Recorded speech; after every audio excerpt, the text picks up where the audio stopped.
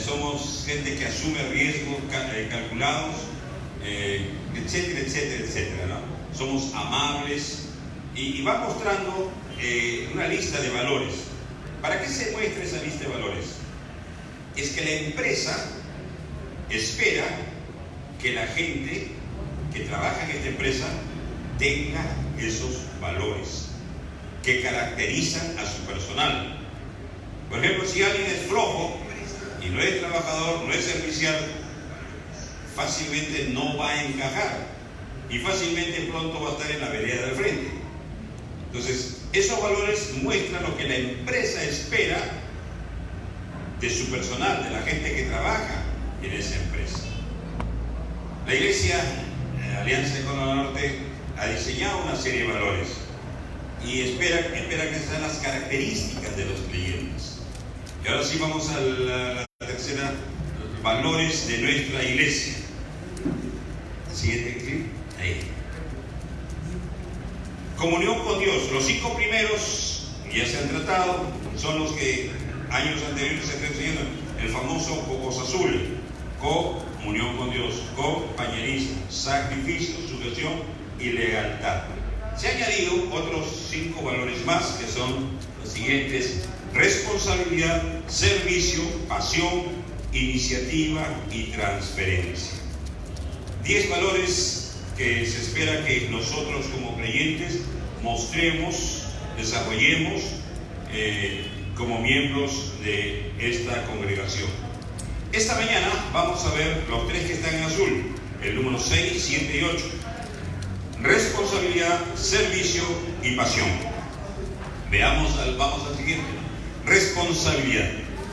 Y la responsabilidad, recuerda Jesús, ¿quién es el siervo prudente, fiel y prudente, al cual lo pone sobre su casa para que dé la ración, el alimento a tiempo? Y Jesús está esperando que ellos cumplan su función con relación a lo demás. Somos el valor de la responsabilidad. Vamos a ver responsabilidad como miembros. Somos parte de un cuerpo, somos parte de una congregación, por lo tanto tenemos responsabilidad. Pablo enseña en 1 Corintios 12, 18: mas ahora Dios ha colocado los miembros, cada uno de ellos, en el cuerpo como Él quiso. Recuerden, la Biblia enseña que la iglesia, ¿qué cosa es? El cuerpo. Y como cuerpo tiene muchos miembros. Por ejemplo, nuestro cuerpo, ¿qué miembros tiene? Mano, pies, ojo. Son visibles, pero tiene otros miembros que no se ven. Y son tan importantes: riñones, el páncreas, los pulmones, el hígado, el corazón. Son miembros, pero tan o más importantes que los visibles. Y todos los miembros de nuestro cuerpo dependen unos de los otros. ¿Qué pasa si me golpeo la cabeza? ¿Qué hace la mano? La mano va en auxilio de la parte adolorida y va a sobar, ¿verdad? Tenemos responsabilidad para con los demás. Eso es lo que espera el Señor de nosotros. Pero entendiendo que Dios ha colocado los miembros, cada uno de ellos, en el cuerpo como Él quiso. Es decir, Dios Pablo dice a los Efesios, y Él mismo constituyó a unos apóstoles, a otros profetas, a otros evangelistas, a otros pastores y a otros maestros. Es decir, Él mismo, Él constituye. Entonces, algunos tienen la funcionalidad como miembro. De repente hemos visto acá un grupo cantando, un grupo de instrumentistas, y su responsabilidad, su función es guiar a la congregación a la adoración. Hay otro grupo que están con los niños, enseñando a los niños, esa es su función. Hay otros hermanos que de repente ustedes se encuentran todo limpio, pero antes ya han limpiado, han ordenado, esa es su función. Hay otro hermano que está en la cocina, hay otro hermano, por ejemplo, que trae el agua, qué rico. Y cada uno tiene su función. Por lo tanto, si un miembro no funciona, la mano se murió. No va a ejercer su función en beneficio de los demás. hay un problema, tiene un problema que necesita ser atendido. Entonces, Dios ha puesto los miembros cada uno como Él quiso. Y en el verso 25 dice, ¿para qué? Para que no haya desavenencia en el cuerpo, sino que los miembros todos se preocupen los unos por los otros. De manera que si un miembro padece, todos los miembros se duelen con él. Y si un miembro recibe honra, todos los miembros con él se gozan. Vosotros pues sois el cuerpo de Cristo y miembro cada uno en particular. Dios ha diseñado los miembros cada uno para que no haya desavenencia, para que no haya pleito, para que no haya desencuentros, para que no haya envidia. ¿Y por qué él hace esto y por qué el otro? Dios lo establece. Y eso tiene que ver con el siguiente punto, pero dice, para que los miembros todos se preocupen los unos por los otros. Somos responsables de los demás, con los demás. Porque, por ejemplo, Dios le hizo una pregunta a Caín. ¿Dónde está tu hermano? ¿Recuerdan cuál fue la respuesta de Caín? ¿Acaso yo soy guarda de mi hermano? No era la respuesta que esperaba Dios. Por ejemplo, un hermano deja de venir. ¿Qué hemos de hacer? Lo primero, de repente preguntarnos, ¿qué pasa con este hermano? Orar por él, de repente visitar, de repente está enfermo, de repente está sin trabajo, no tiene ni para el pasaje, de repente ya se murió y nadie sabe. Y el Señor quiere que los miembros todos se preocupen los unos por los otros, los unos por los otros. Y entonces Dios pone una responsabilidad. Somos responsables los unos por los otros. Uno de los grandes problemas contra esto es el individualismo. Yo vivo mi vida, nadie se mete conmigo, yo no me meto con nadie. Eso es aislarse. Pero el Señor no nos llama a eso. Repite una vez y otra vez y otra vez, decenas de veces repite, los unos a los otros. ¿Por qué? ¿Qué significa los unos a los otros? Está hablando de una interdependencia, dependemos los unos de los otros. Yo tengo algo que dar, alguien tiene que darme. Puedo de repente dar una palabra de aliento, el otro puede animarme, el otro puede corregirme, el otro puede consolarme. Siempre tenemos algo que dar o algo que recibir. Somos responsables para con los demás. El siguiente pasaje, Romanos 12, 4, 5, dice, porque de la manera que en un cuerpo tenemos muchos miembros, pero no todos los miembros tienen la misma función. Así nosotros, siendo muchos, somos un cuerpo en Cristo y todos miembros los unos de los otros. Miren, no todos tienen la misma función. La Biblia enseña que Dios ha dado dones. A cada uno del cuerpo de Cristo tiene un don.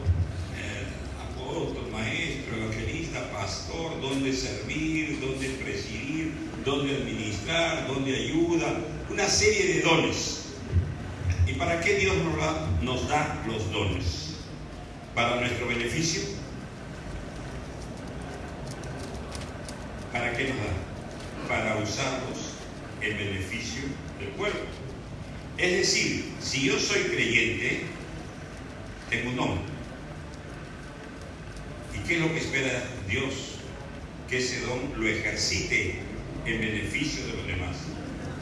Si yo soy creyente y no sé cuál es mi don, debo preocuparme. Porque como miembro del cuerpo de Cristo, debo estar funcionando. Debo estar sirviendo a los demás. Vuelvo al ejemplo anterior, si mi cuerpo, mi brazo de repente se adormece y no funciona, y lo tengo un día, 2 días, no puedo ni levantarlo, ¿me preocuparía o no? Claro que me preocupa.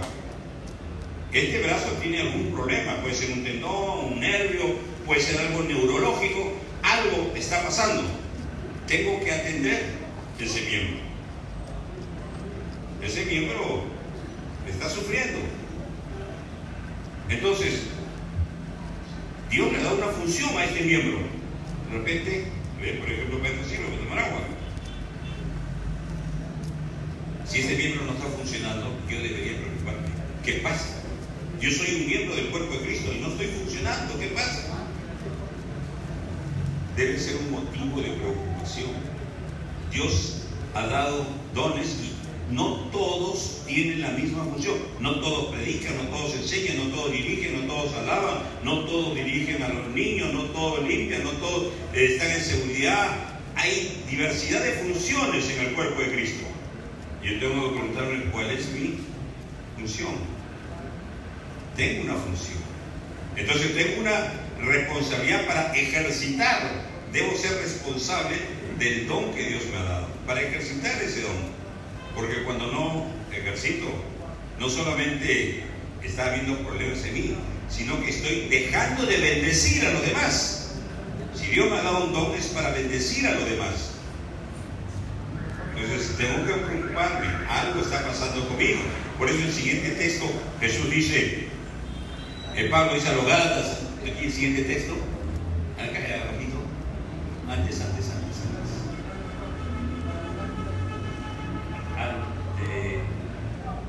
Sí, la siguiente clic, un solo clic. Se pasó. Y el pasaje decía Gálatas 5:14, porque toda la ley en esta sola palabra se cumple: amarás a tu prójimo como a ti mismo. Es decir, tienes que, antes hermano, antes.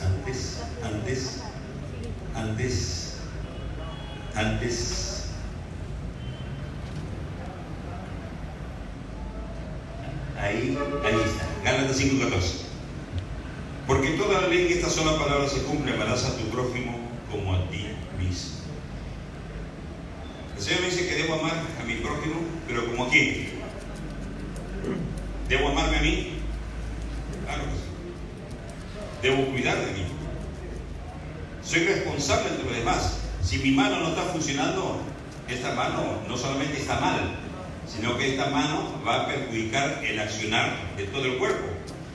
Si este pie no puedo flexionarlo, no puedo moverlo, debe preocuparme este pie, que está mal, pero no solamente porque no funciona, sino porque va a sobrecargar. Si yo quiero caminar, voy a tener que saltar un pie. ¿Voy a llegar? Sí, pero con mayor esfuerzo, con mayor desgaste. Entonces, yo debo cuidar, soy responsable, por lo tanto debo cuidar mi vida, debo cuidar mi salud, debo cuidar mi cuerpo, porque si tengo una familia, debo sostener una familia, por lo tanto, debo mantener mi cuerpo en buen estado, mi salud en buen estado, porque los míos dependen de mí, y si yo me enfermo y no puedo trabajar, voy a perjudicar a los que dependen de mí. Siguiente texto, Efesios 5:29. Somos responsables para cuidar, porque nadie aborreció jamás a su propia carne, sino que la sustenta y la cuida, como también Cristo a la iglesia, porque somos miembros de su cuerpo, de su carne y de su hueso. Miren, continuamente parece somos miembros del cuerpo de Cristo. Y aquí está hablando en el matrimonio del hombre hacia la mujer, el marido hacia la mujer. Dice que nadie aborreció jamás a su propia carne, sino que la sustenta y la cuida. Al hombre le da la responsabilidad de sustentar, sostener, proveer para la familia, de cuidar a su familia. No solamente eso, sino purifica, santifica a su esposa. Es el responsable espiritual de su casa. Dios nos hace responsables para cuidar a los nuestros. En este caso, la familia. Somos responsables de ellos. Y creo que cada miembro, así como un miembro del cuerpo de Cristo, cada miembro de la familia también tiene responsabilidad de cuidar. Somos un equipo, somos una familia. Debemos guardar, debemos cuidarnos todos, cuidarnos entre nosotros, cuidar los recursos de la familia, cuidar el buen nombre de la familia, cuidarnos y sostenernos unos a otros. También somos responsables para transferir. 1 Timoteo 2:2. Pablo le dice a Timoteo: Timoteo, lo que has oído de mí, lo que has recibido de mí, ante muchos testigos, ¿qué tienes que hacer con lo que has recibido de mí? Encarga a hombres fieles que sean idóneos para enseñar también a otros. Miren, Pablo dice: yo te entrego esto, pero para que tú encargues a hombres fieles e idóneos para que estos enseñen a otros. Es decir, La transferencia, como padres, vamos transfiriendo a nuestros hijos. Y lo que transferimos, ellos deberían transferir a sus hijos. Como iglesia vamos recibiendo palabra, enseñanza, dirección. Y Pablo dice: lo que has oído de mí, transfírelo a otros. Y en toda transferencia hay uno que transfiere y uno que recibe. Ustedes han visto esa carrera de postas 4x400, donde uno corre con un testimonio y una vara, da la vuelta al estadio 400 metros, llega y otro está esperando, lo recibe y da la vuelta y entrega a otro, lo recibe y da la vuelta. Hay uno que entrega y uno que recibe en la transferencia. Somos responsables de transferir, de entregar, pero la responsabilidad también se da en aquel que recibe. ¿Qué pasa si aquel que recibe el testimonio, la vara, lo recibe mal, no lo agarra bien, se le cae la vara? Esos segundos hacen que los otros equipos se disparen y perjudica al equipo. La responsabilidad de la transferencia está en el dar y en el recibir. Ahora, constantemente se está transfiriendo desde el púlpito, desde las aulas, en los hogares de bendición, en las consejerías, en el mano a mano, se está transfiriendo. Pero la responsabilidad viene a aquel que recibe esa transferencia. Un padre transfiere a sus hijos valores, educación. La responsabilidad se radica no solo en el padre que debe transferir, sino en el hijo que debe recepcionar y recepcionarlo bien. Entonces, en la transferencia hay una doble responsabilidad, en el que transfiere y en el que recibe la transferencia. Como iglesia estamos transfiriendo constantemente y estamos recibiendo constantemente. La pregunta es: ¿qué hacemos con lo que recibimos? ¿Qué hacemos con la enseñanza que recibimos constantemente? Cuando Josué, el hombre que llevó a Israel a la tierra prometida, ocuparon toda la tierra, y después de que muere Josué, dice que se levantó una generación que no conocía a Dios. ¿Dónde estaba el problema en Josué? Josué siempre les habló de Dios. Josué al final de su vida dijo: yo y mi casa serviremos a Jehová, ustedes se cojan aquí, y los encomendó a la palabra de Dios, les transfirió la palabra de Dios. Pero el pueblo hizo caso omiso a aquello que recibió, y la siguiente generación ya no conoce a Dios. Entonces la responsabilidad es compartida, tanto el que transfiere como el que recibe, y nosotros somos responsables para transferir. Y eso vuelvo a recalcar. Por ejemplo, acá estamos transfiriendo. Yo estoy transfiriendo la palabra, ustedes están recepcionándola. La responsabilidad es compartida. ¿Qué hacemos con lo que recepcionamos? ¿Qué hacemos con lo que Dios nos habla? ¿Qué hacemos con lo que Dios nos enseña? Así como nosotros como padres enseñamos a nuestros hijos a que se esfuercen, a que estudien para que sean algo, estamos transfiriendo no solamente nuestro tiempo, nuestros recursos económicos. Les ponemos profesor, les ponemos colegio, les transferimos nuestro tiempo. ¿Y qué esperamos que hagan nuestros hijos? Esperamos que ellos, al recepcionar todo lo que damos, puedan hacer buen uso y puedan aprovechar todo eso. Muy bien, somos responsables, es decir, hemos de hacer, asumir, cumplir todo aquello que se nos encomienda. El Señor esperaba que estos hombres aquí deberían ser fieles, prudentes y dar el alimento, la ración a la gente a su tiempo. Muy bien, un segundo valor que vamos a tocar en esta mañana: servicio. El servicio. Y el siguiente texto dice: el servicio es en favor de los demás. ¿Por qué? Marcos capítulo 10 verso 42. Este es un servicio inspirado en Jesucristo. El Señor es el que nos inspira. Jesús dijo, mas Jesús, llamándole, le dijo: ¿sabéis que los que son tenidos por gobernantes de las naciones se enseñorean de ellas, y sus grandes ejercen sobre ellas potestad? Pero no será así entre vosotros, sino que el que quiera hacerse grande entre vosotros será vuestro servidor. Y el que de vosotros quiera ser el primero será siervo de todos. Porque el Hijo del Hombre no vino para ser servido, sino para servir y para dar su vida en rescate por mucho. Jesús está diciendo que Él no vino para ser servido, sino para servir. Nuestro servicio debe estar inspirado en Jesús. Y Jesús muestra dos tipos de servicio: lo que Él enseña y los que los gobernantes hacen. Dice en la segunda línea: sabéis que los que son tenidos por gobernantes de las naciones se enseñorean de ellas, y sus grandes ejercen sobre ellas potestad, su poder, su autoridad. Con ese poder, su autoridad, aplastan a la gente. Por eso Jesús dijo: entre ustedes no será así. Los gobernantes, veamos nuestro país, 20, 25 años. Los gobernantes que hemos tenido, ¿entraron y sirvieron a la gente o se sirvieron de la gente? Jesús dice: no he venido para ser servido, sino para servir. Y este es un valor que el servicio. Y este valor es inspirado en nuestro Señor Jesús.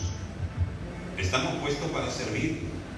No para, dice, los gobernantes se enseñorean, hacen uso, ejercicio de su poder, de su autoridad para su propio beneficio. Muchas veces aplastan, dañan a las personas, cuando la autoridad, Pablo enseña 2 veces a los Corintios, 2 Corintios capítulo 10 y capítulo 13, dice: la autoridad que hemos recibido es para edificar y no para destruir.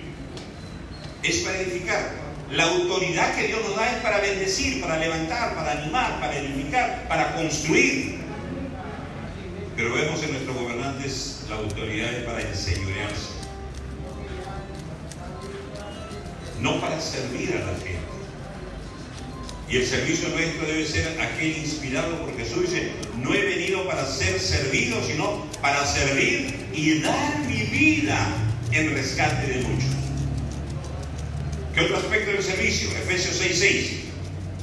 Debe ser un servicio de corazón como para Dios, no sirviendo al ojo como los que quieren agradar a los hombres, sino como siervo de Cristo de corazón, haciendo la voluntad de Dios.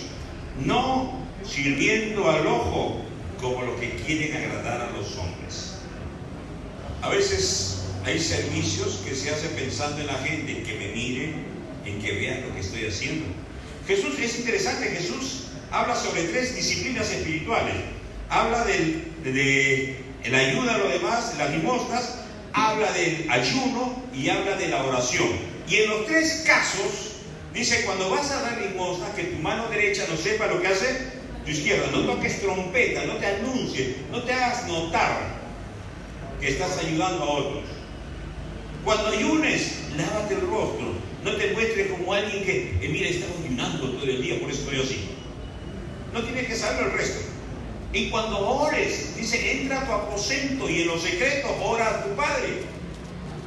¿Qué es lo que está diciendo? Porque si, por ejemplo, dar limosna para que se entere el resto, dice Jesús: ya tienes tu recompensa. La gente se enteró, la gente te admiró, la gente te dio un voto de aplauso, la gente dijo: uy, qué generoso que eres. Ya recibió su recompensa. ¿Qué quiere decir eso? Ya no esperes nada de Dios, porque como lo hiciste para el ojo del hombre, ya te aplaudieron, ya te dieron tu palmadita, ya tienes tu recompensa. Eso es lo que esperabas. No esperes nada de Dios. Por eso el Señor dice: no lo hagas para el ojo del hombre, hazlo de buen corazón, con todo tu corazón, haciendo la voluntad de Dios. Y nuestro servicio debe ser así. No para agradar a la gente, no para que la gente nos observe, no para que la gente nos diga: qué bueno, qué generoso, qué sacrificial, qué servidor. No lo hagamos para el ojo del hombre, hagámoslo de todo corazón como para Dios. La gente de repente lo ignora, se olvida, es ingrata, pero la Biblia dice que Dios no es injusto para olvidar el trabajo de amor que habéis mostrado sirviendo a los santos y sirviéndoles aún. La gente puede ser ingrata, la gente puede olvidarse, pero Dios no se olvida, Dios no es injusto. Entonces es un servicio de corazón como para Dios. Otro aspecto del servicio, Filipenses 2:3, servicio con humildad. Nada hagáis por contienda o por vanagloria, antes bien con humildad, estimando cada uno a los demás como superiores a él mismo, no mirando cada uno por lo suyo propio, sino cada cual también por lo de los otros, con humildad.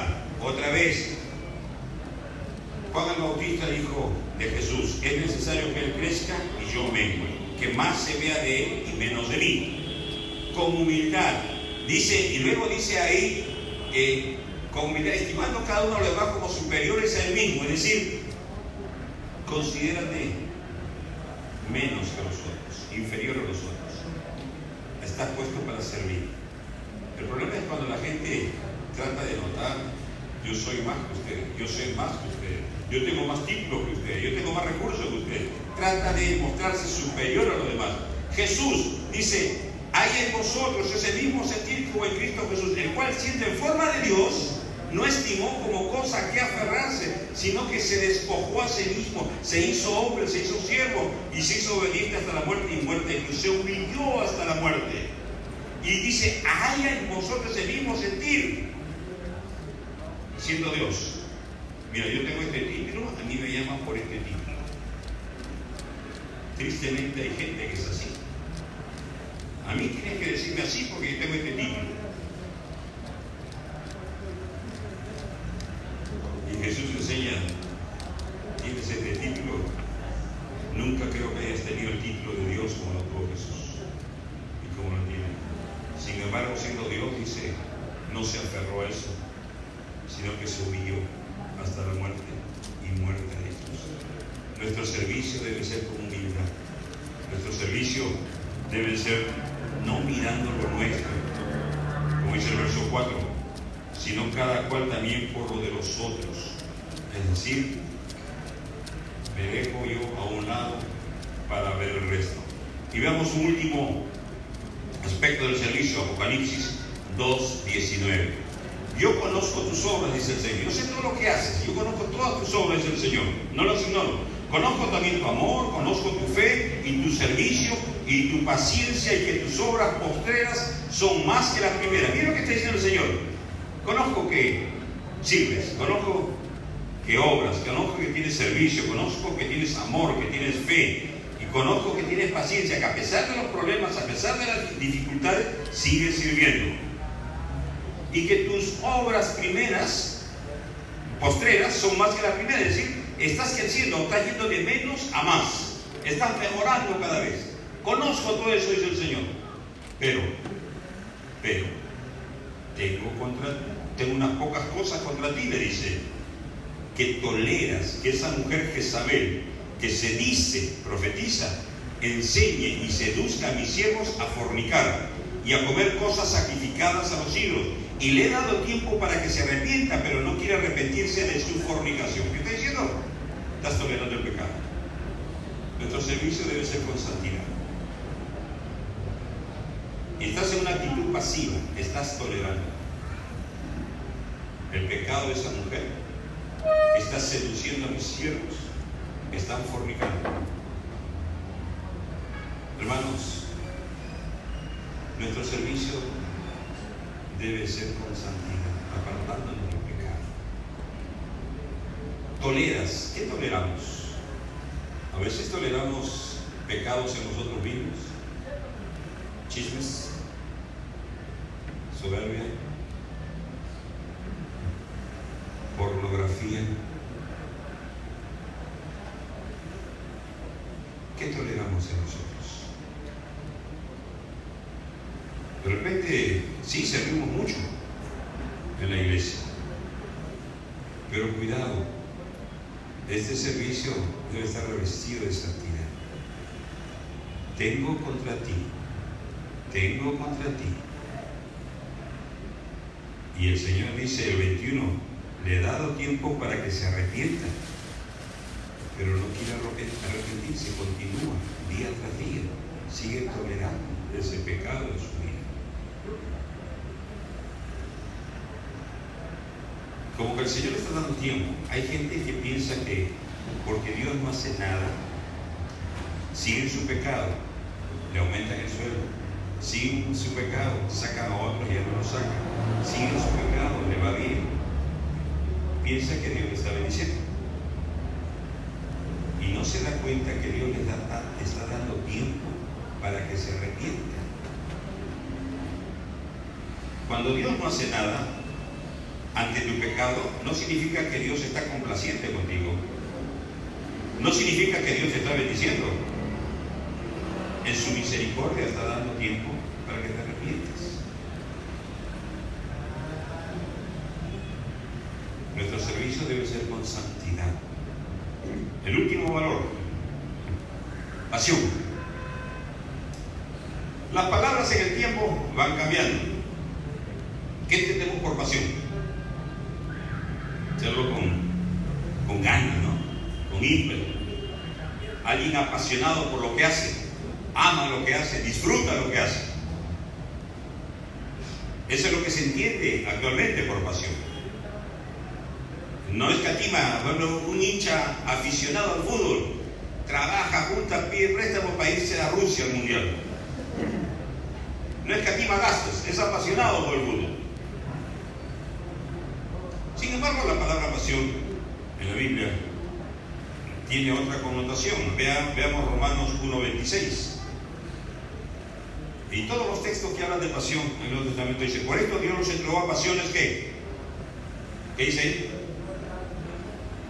Pasiones tienen vergüenza, vergonzosas. Pues aún sus mujeres cambiaron el uso natural porque es contra la naturaleza. Romanos 7:5, el siguiente texto. Porque mientras estamos en la carne, las pasiones, ¿cómo? Pecaminosas, que eran por la ley, obraban en nuestros miembros, llevando fruto para muerte. Gálatas 5:24. Pero los que son de Cristo han crucificado la carne con sus pasiones, pasiones carnales. Miren lo que vemos acá: pasiones vergonzosas, pasiones pecaminosas, pasiones carnales. El siguiente texto, Colosenses 3:5. Haced morir pues la terrenal en vosotros, fornicación, impureza, pasiones desordenadas, malos deseos y avaricias, que es idolatría. 1 Tesalonicenses 4:5. No en pasiones de concupiscencia, de pecado, como los gentiles que no conocen a Dios. 2 Timoteo 2:22. Huye también de las pasiones, está hablando de las pasiones hormonales. Huye, de las cuales debes huir. Huye de las pasiones juveniles y sigue la justicia, la fe, el amor y la paz con los que de corazón limpio invocan al Señor. Siguiente texto, Santiago 4:1. Dice: ¿de dónde vienen las guerras y los pleitos entre vosotros? ¿No es de vuestras pasiones, esas desmedidas, desordenadas ambiciones? ¿No es de vuestras pasiones los cuales combaten en vuestros miembros? Santiago 5:7, hablando del profeta Elías. Elías era hombre sujeto a pasiones semejantes a las nuestras. La pasión que vemos en todos estos textos está direccionado hacia las cosas malas. Y vuelvo a decir, las palabras cambian en el tiempo. Lo que entendemos por pasión ahora es ser apasionado, es ser aguerrido, hacer las cosas con ganas, con ímpetu, derrochando fuerzas. Eso es ser apasionado, eso es lo que se entiende. En la Biblia tenemos una palabra que encaja y es de nuevo. Y esto es lo que vamos a ver. El siguiente texto: la pasión como de nuevo, valor para hacer las cosas con todo nuestro ser al margen del costo. Por ejemplo, cuando Judas dice, no está acá, en el libro antes de Apocalipsis, el penúltimo libro, dice que contendáis ardientemente por la fe dada una vez a los santos. Nos habla de contender, de defender nuestra fe ardientemente, apasionadamente, salir en defensa de la fe. Pero veamos un poco el texto bíblico que nos dice del de nuevo. Juan 20:19. Cuando llegó la noche de aquel mismo día, el primero de la semana, estando las puertas cerradas en el lugar donde los discípulos estaban reunidos por miedo de los judíos. ¿Qué estaban haciendo los discípulos? ¿Con las puertas abiertas o cerradas? ¿Y por qué?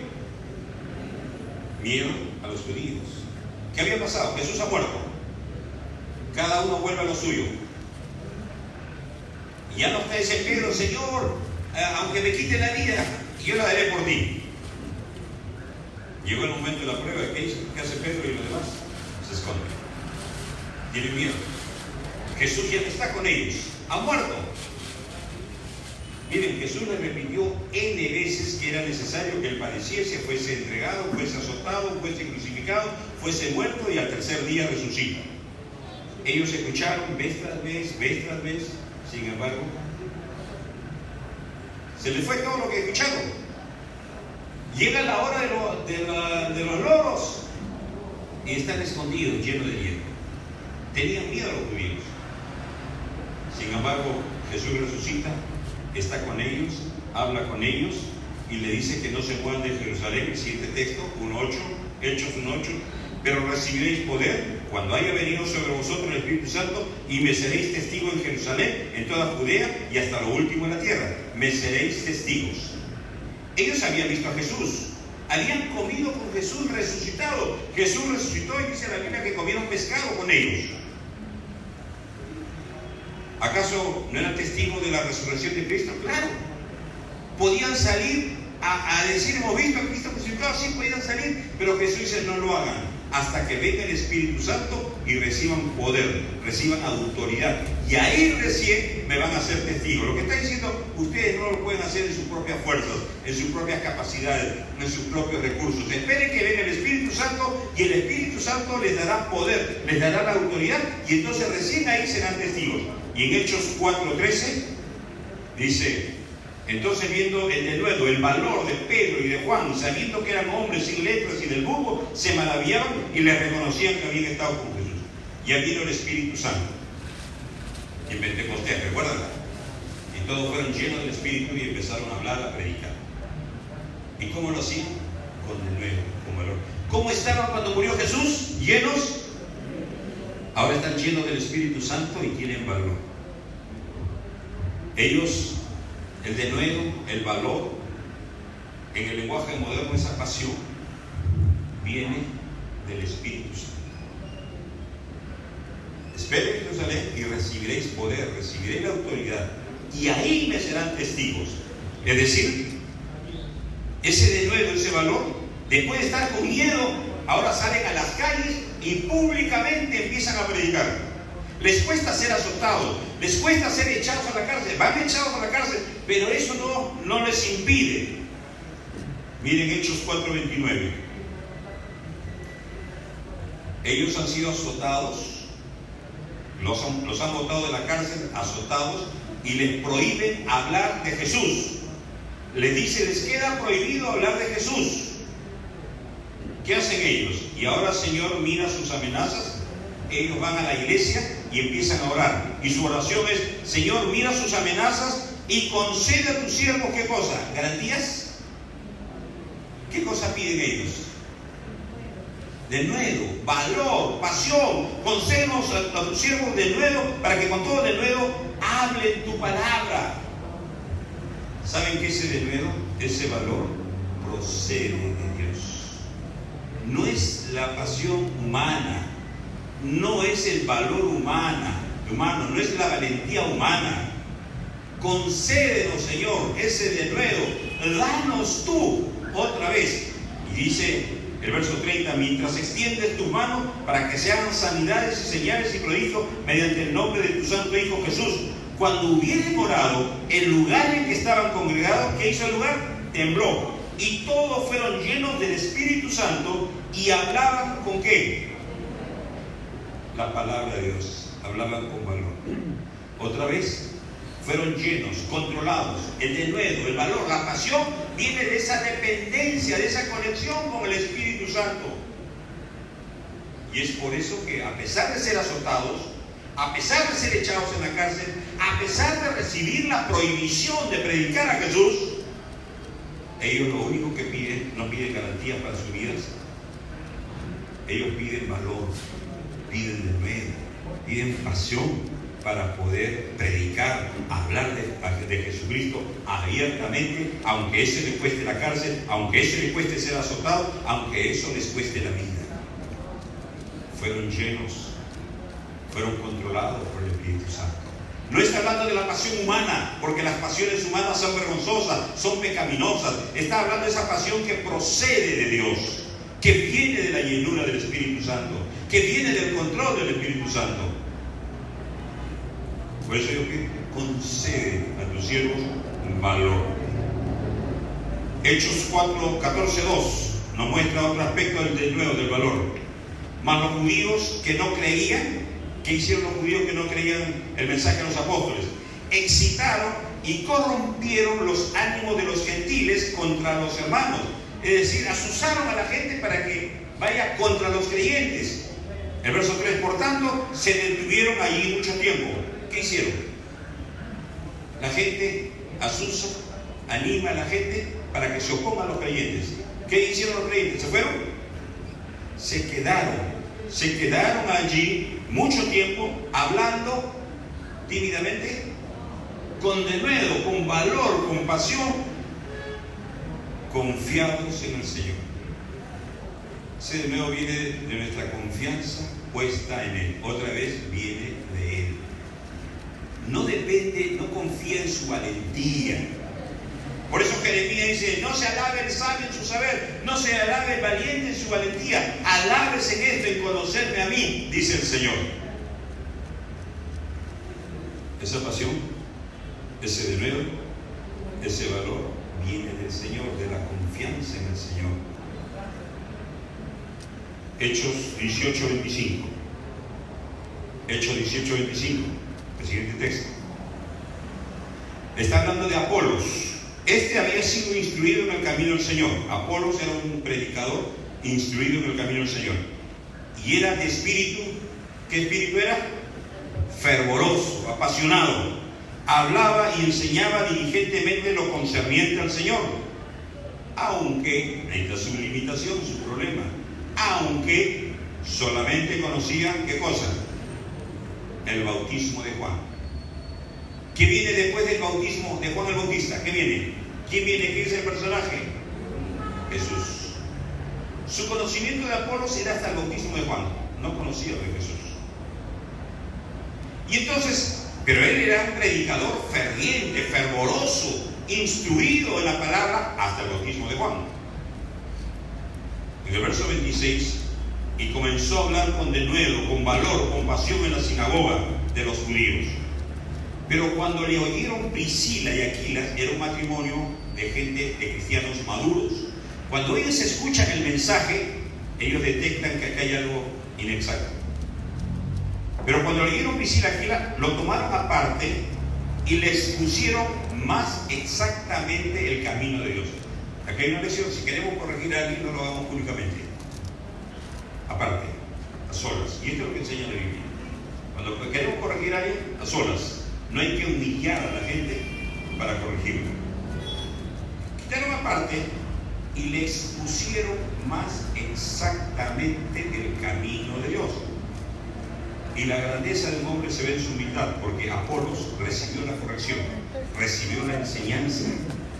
Y Aquila y Priscila les enseñaron, les corrigieron, y dice el verso 27, y queriendo él pasar a Acaya, Grecia, los hermanos le animaron y escribieron a los discípulos que le recibiesen. Y llegando él allá, Apolos llegó allá, fue de gran provecho a los que por la gracia habían creído, porque con gran vehemencia refutaba públicamente a los judíos, demostrando por las escrituras que Jesús era el Cristo. Estoy muy apasionado. Demostrando por las escrituras que Jesús era el Cristo. Refutaba a los judíos vehementemente, apasionadamente.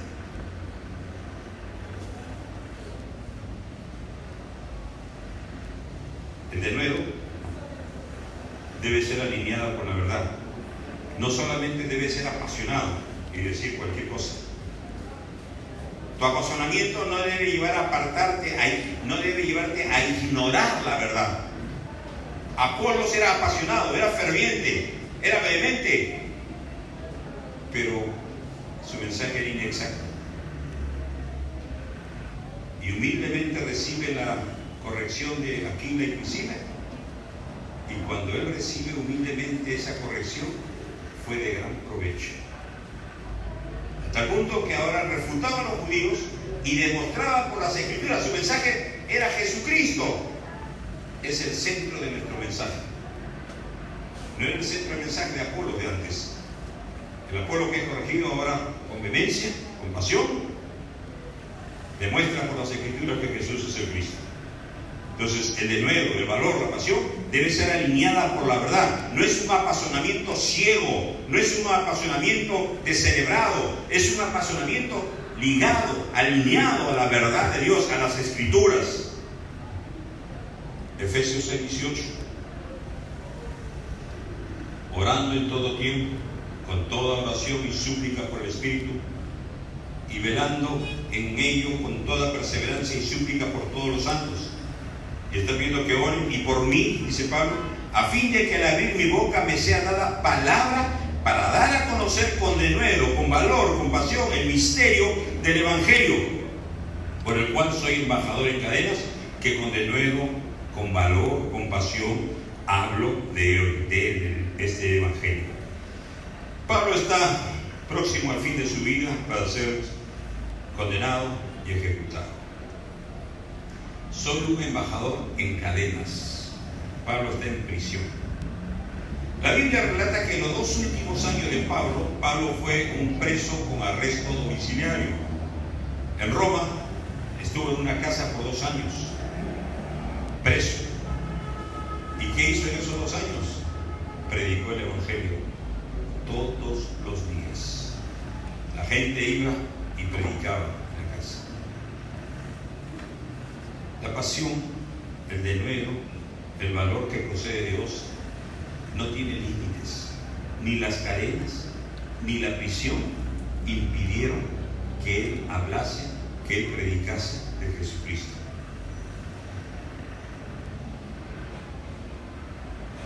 Primera de Tesalonicenses 2:1.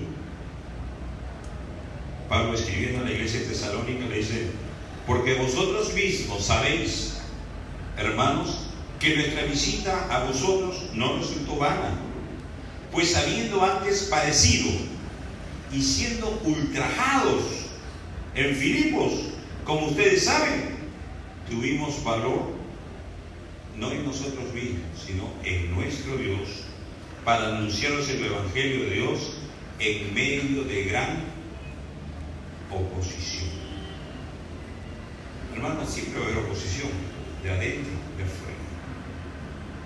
Oposición aún de nosotros mismos. Nuestra carne se opone al Espíritu, dice la Biblia. Nuestros deseos carnales se oponen a los deseos del Espíritu. Nuestras pasiones carnales, pecaminosas, se oponen a lo que el Espíritu Santo quiere hacer en nosotros.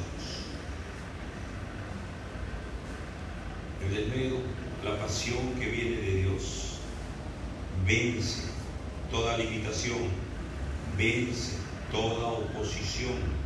Ustedes saben que hemos sido ultrajados, dice en Filipos. Sin embargo, Dios les ha concedido valor, pasión, para poder predicar el Evangelio. Cuando uno pierde la pasión procede, hemos visto, del Espíritu Santo, procede de Dios, de la confianza en Dios. ¿Qué es lo opuesto a la pasión? La apatía, ¿verdad? El desánimo. ¿Cuándo se pierde la pasión?